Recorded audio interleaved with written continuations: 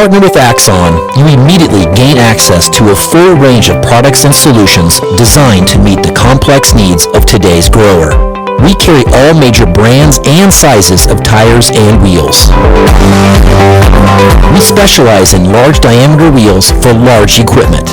We have one of the largest OEM replacement wheel inventories in North America. Known for extreme flotation setups, duals, and triples, we have wheels for all makes and models of tractors, sprayers, combines, and grain carts. If we don't have the wheel in stock, we'll custom build, sandblast, and paint in-house. There isn't a more vast inventory in North America dedicated to helping dealers move more iron. With facilities on the West Coast and in the heart of the Midwest, leverage our 230,000 square feet of indoor inventory to solve any problem a grower may have. Move more iron with Axon.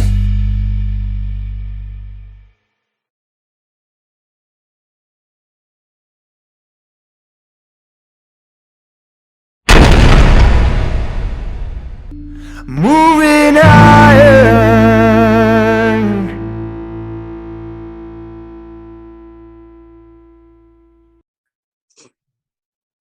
Hello and welcome to Moving Iron Podcast Markets with Chip Nellinger. This edition of the Moving Iron Podcast is brought to you by Axon Tire, helping dealers move more iron for the past 100 years. For more information, go to axontire.com.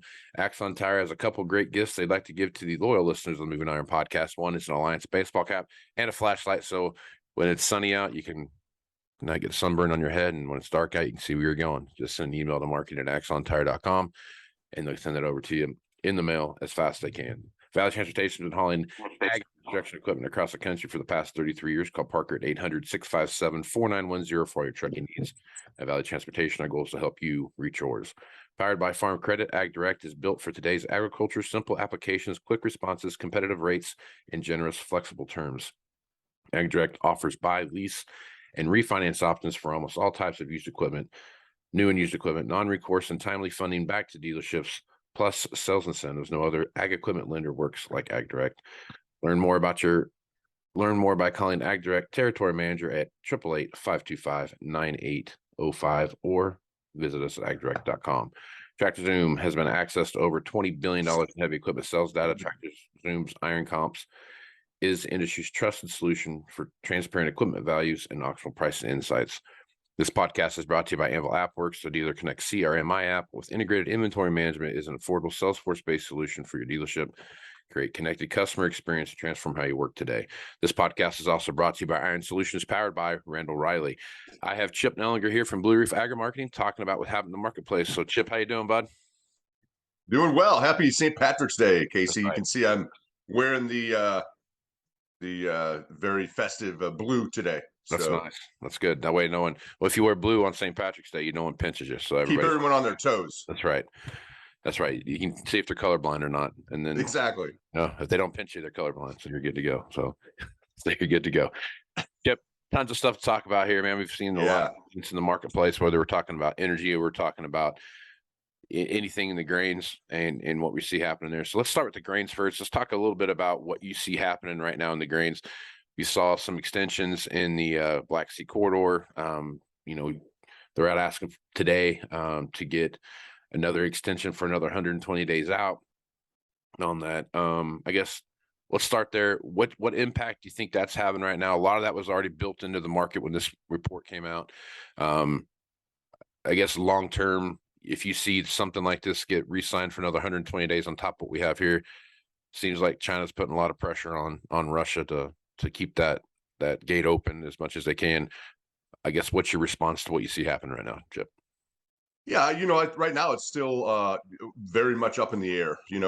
Russia initially said we'll do it 60 days. Some people are speculating that they want to wait and see what the results of the upcoming election in Turkey will be, to see if it looks like there might be a new regime put in place there. And so, at least initially the hardline stance from Russia was, hey, we're only going to do 60 days. Obviously, the rest of the world wants 120. And so we'll see. I think it's less than certain. I think that the market almost seems like it doesn't care. There's just so much money flow happening because of all these big volatile swings and uncertainty in the financial markets that it's almost like the fundamentals don't matter much right now. I think they eventually will. And so I think the market's looking past that. I think that in my mind, the bigger question is going to be, what can Ukraine plant, right? There's some estimates it's only going to plant like half of what they did a year ago, which was half of normal.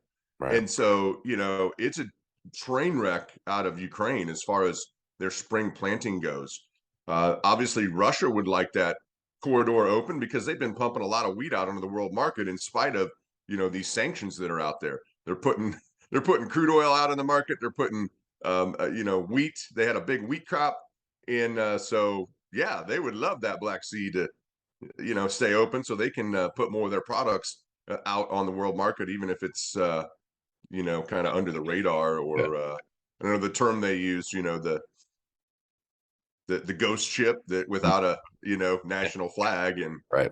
flying under the radar, and it's full of Russian products underneath the radar of the sanctions. So that's kind of my take right there. If I think the market would care if those talks fall apart and Russia says, all right, forget it, we're not going to agree to anything, then I think it becomes an immediate big issue, especially for the wheat market. But I doubt if that happens because it honestly benefits, the way I see it, it benefits Russia as much as Ukraine. Right. And lets them put stuff out through that Black Sea corridor as well. Yep.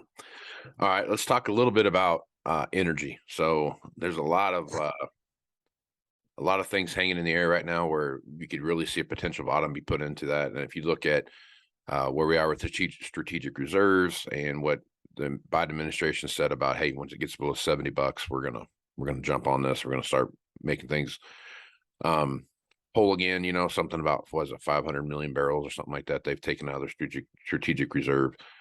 Right now, West Texas oil is trading at 67.64, down dollars, and down about 1% here, about 71 cents. Brent crude is trading about 73.5. So I don't know if they're waiting for Brent crude to get under 70 or West Texas to be under 70. They never really said that, so I don't know which one they're going to pick from, but they're there, I guess. So if you're looking at that and you're starting to think about this, Chip, whenever they start coming back in, that's going to be the low, and then it's going to take off from there. What are your thoughts right now when you look at the energy marketplace? Well, I look at, I think the crude oil market is a good proxy for the world economy. And I think with all these banking fears, both here in the United States and then with Credit Suisse and some bigger European banks, there's this big fear about, okay, are we going to another 2008, this massive global slowdown? And so we've had this heavy selling in crude oil. It's down $10 quickly.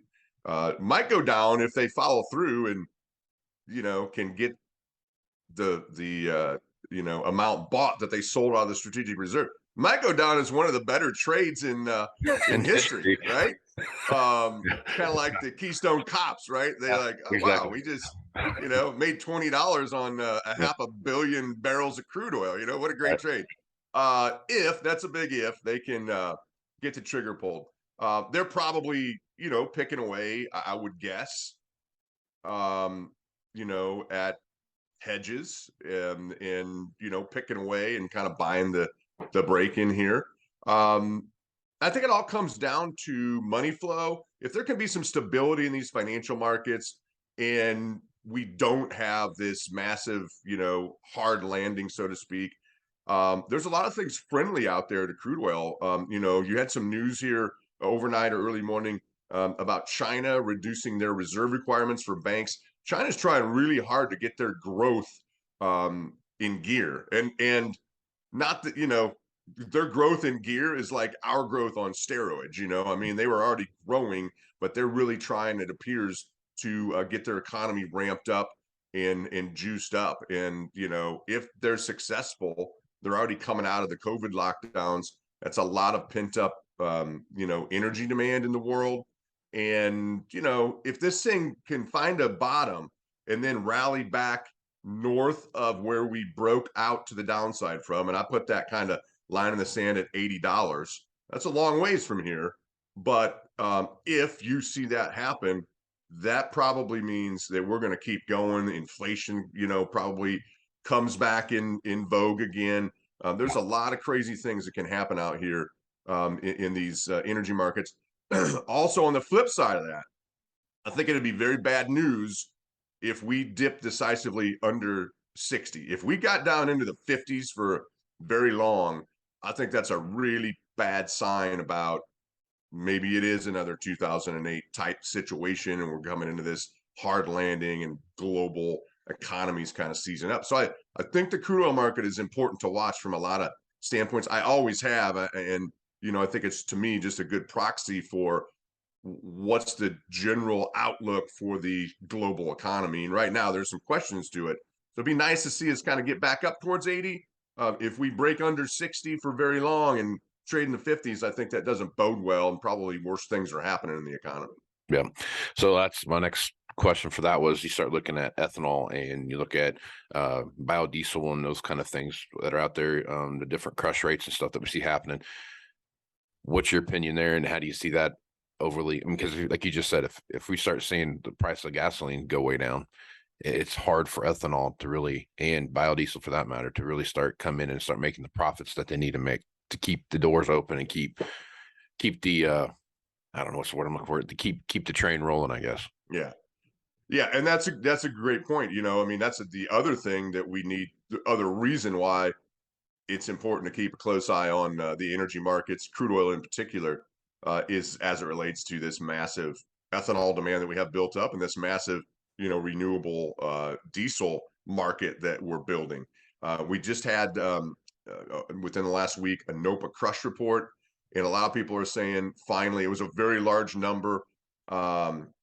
Seasonally, it was, so there was one less day because it was the month of February. I believe a year ago was a leap year, so we had one less day. Comparing that, normalizing it for the days in the month, it was a really big number. And so there's a lot of people saying, hey, this is the result of a couple of these plants coming online already, and it's only going to get better from here. So there's a lot of optimism built up about this renewable, diesel industry that we're putting out and building up in a very fast way in the United States. So, all goes hand in hand. And, another piece of the puzzle and another gear in the machinery here is, the profitability. Now, in general, soybean crush margins have been very good because meal has taken a leadership role. And so we have still, even though a little break in the market here, relatively high price meal in the $480, $490 a ton range. And that's adding some good profitability to crush margins. So the crush side is looking good. We just had this past Wednesday an ethanol report, and they've been pretty strong. So, I'm imagine their margins are getting crimped just a little bit, but we've also had a big break in corn prices too.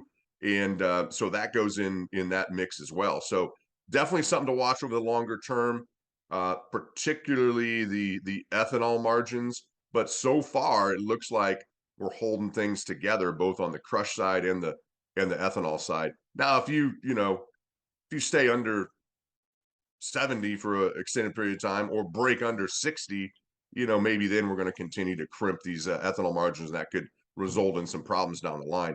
And, you got to remember too, in the ethanol industry, there's periods of time where they operate at negative margins, right? It's not like they just turn the plant off. Hey, we're losing 10 cents a bushel that we put through here, turn the key off and shut the lights out, right? They try to manage through that. Yeah. And there have been periods of time where they have a month to even a quarter where, they're not operating at very good margins. Yep. All right. So the big news from yesterday was, African swine fever is running rampant again in China. So of course we don't know what that means. So if China's coming out saying like, hey, we're kind of concerned, that means that the world's coming to an end. But I guess if you look at, so that there's a big response to that. Yesterday we saw limit down hogs have expanded trading limits today again. And right now you're looking at hogs trading at 79 cents down 5.25%, or about 4 cents. I guess what's your Do you think that was a knee-jerk reaction yesterday? Do you expect to see similar sell-through today, or you think this might just be a wait and see what happens type of deal? Yeah, I think a wait and see. This just goes to show you that like trading on fundamental news can put you in the poorhouse, right? I Yep. read that story as well, and initially my reaction is there were some anonymous sources in there. There weren't really any government statements Mhm. officially, but the anonymous sources say, yeah, it's maybe not as bad as the last go around a year and a half ago, but it's bad and it's getting worse. And so I read that story. I'm like, oh, this is going to help support the hog market, right? Because if it's a repeat of last time, we saw the massive demand that China came in for our, U.S. pork. But not only did we not get support from that story, we're limit down. I think that has more to do with the funds and the money flow. They were already short hogs. They're piling on to, the kind of the momentum trade, the easy trade right now is just keep piling into shorts. You also had a different segments of the cutout just implode, particularly the ham market. Over the last few weeks here has really taken it on the chin. And we've been for a couple years had this huge premium of deferred contracts, and the market seemed to have gotten through that, and that has become an excuse why, hey, we gotta just sell this thing. And for once it was more the back months than it was the front end. The April's finally puked there towards the close, but the heavy selling pressure was on the deferred contracts. And the excuse was this huge premium that we had, portions of the cutout imploding. And I think also we're seeing some pretty big numbers here on the kill too. We've increased the kill a little bit, so it just all kind of went into the mix. Now, longer term, if this issue with ASF is a real deal in China, I think that becomes friendly eventually. But it just goes to show you that in the very short run, these markets. Case in point is the WASI report. A week and a half ago from the USDA. That was a friendly report. The market got hammered that day. So there's a lot of other things thrown in the mix. Primarily, the big red herring right now is the world economy. There are more banks that are going to go under. When you flip the lights on, and you see one cockroach, there's a lot more hiding somewhere, right? That's the mentality. And so, especially over this weekend now, people are like, okay, what are we going to see over the weekend? Adds this kind of the stress level. You also have the Federal Reserve next week going to throw an interest rate decision out there in this environment. There's going to be untold amount of volatility in these financial markets, going to spill over to our grain and livestock markets. I think longer term, this ASF thing though, and hogs, we need to watch that closely because that could end up, in my mind, being friendly. The market seemed to, look past that yesterday and worried more about other issues, numbers, cutout, and the huge premium that we have in the deferred contracts. But personally, I don't know that I'd want to be short a huge amount of hogs in here coming into the end of March. That seasonally, a good time frame is usually just ahead of us. Starting in April all the way through summer, July, August. So, I still think you could see some higher levels than where we're at, and it's probably a good thing longer term to get the funds, have a big short position built up, and then if we can get some bullish sparks down the road, whether that's lower numbers, whether that's ASF in China, big Chinese demand here, you need the spark, and then you get the funds back on their heels coming out of that position, and we can get a nice rally into summer. But it's just not very fun to go through when you look out there and they've just pummeled hogs in the last. I mean, that is a big move in a short amount of time in the hog market. Yep, for sure. All right, so you look over on the cattle side, feeder cattle and fats and everything, they're all staying. Everything's been doing well. What is your concern, if any, which I don't know if there'd be much, but the dairy market has been hammered here of late, and you're going to start looking at they're sending more cows to slaughter out of the dairy industry. Do you foresee that having any kind of an impact on the overall beef complex, or do you think that's just we need the animals anyway? Well, I think that's the underlying friendly feature of the cattle market is, 2+ years of drought, breeding stock reduction, and numbers are way down. The biggest thing I see that's potential monkey wrench is really, it's two things, but it's kind of wrapped into one. Like, we've already seen our export sales take a little bit of a hit here. So is the world economy slowing? And that kind of byproduct of that is domestically, can we see the demand base, hold together? So if the economy is slowing because of high interest rates and we're going into, a recession here and worldwide, that could be something that throws us off, right? Because supplies one hand, demands the other. So even though we've got tight supplies now, historically tight supplies, if the demand base erodes quickly, it doesn't always result in higher prices. So I think that's a big thing the market's going to want to get through in the short run here, the next month, 6 weeks, something like that. Typically, there's a little bit of a headwind from some seasonal considerations, particularly in the June live cattle contract. Got to kind of make sure that we can get through that. And I think that it's probably healthy to have a little bit of a break here, like we've seen. The excuse has been, what's happened in the financial markets and the jitters there.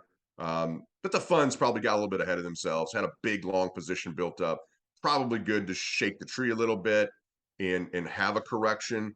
And I really think this thing still could be good into summer, but it's going to come down to the economy, and that's where the focus seems to be, obviously, probably rightfully so. With, are we going to start seeing big effects from the fast interest rate increases? Sure. Are there more banks in trouble? Is the world capital market going to kind of seize up a little bit? There's been some money thrown at it, from different central banks and Federal Reserve, and it seems like the financial market is, maybe a little cautiously optimistic that it's not going to be a catastrophe, but they're not quite fully bought in yet. That's why I think this coming weekend and then next week, get the reaction of the market from whatever the Federal Reserve does. And there's a lot of ways to interpret that, right? Are they going to, if they pause, does that mean that there's bigger problems in the banking? It's almost like they're back down and they have to raise 0.25%, or the market's going to take it as, there's way bigger problems here. So it's not only what they do, it's what the reaction to the markets, the financial markets especially, is. But a lot of moving parts in here. I mean, it just is, you got the war, you got this economy, markets kind of, in the case of livestock and grains, kind of forgot about, hey, we got some tight supplies and some different issues in different parts of the world with production. And right now the market doesn't seem too focused on that. Obviously in the short run, they're more focused on, is there more pain and scary things coming out of the financial sector? Yeah. And there might be some more of those pains and scary things coming out of the financial sector here for too long. So good things to pay attention to. All right, Chip. Absolutely. Good stuff as usual. Folks want to reach out to you and get more information about what you're doing over at Blue Reef Agri-Marketing. What's the best way to do that? Yeah, best way is just call our office. It's 309-550-7213. Love to chat with you and talk to you about what your risk management plan is and how to better execute on that. And if there's any evidence as to why you need a plan, the last couple of weeks is should smack us all in the face that we better prepare and have a plan in place. Yeah, that's, I think, what we just saw right here is a good reason to go out and revise your plan or take a hard look at what you got going on, because there's a lot of, or develop one if you don't have one. if you don't have one, you better get one. You better get one. It'll be a good time. So, Chip, appreciate you being on the podcast, man. You bet. Thanks for having me on, Casey. Right on. I'm Casey Seymour with Moving Iron Podcast. Check me out on Facebook, Twitter, and Instagram at Moving Iron LLC. Go to LinkedIn at Moving Iron Podcast and check it out. The video version of this over on YouTube at Moving Iron Podcast. So check that out there. For more information about the Moving Iron Summit coming up in Nashville, Tennessee, September 11th through the 13th, go to MovingIronLLC.com and you can check out the upper right-hand corner. Click on the Moving Iron Summit and all the information is there for what you need and how to sign up. Also, if you need more information, you can send me an email at MovingIronPodcast@MovingIronPodcast.com. So with that, I am Casey Seymour with Chip Nellinger. Let's move some iron. Moving iron. in the 21st century.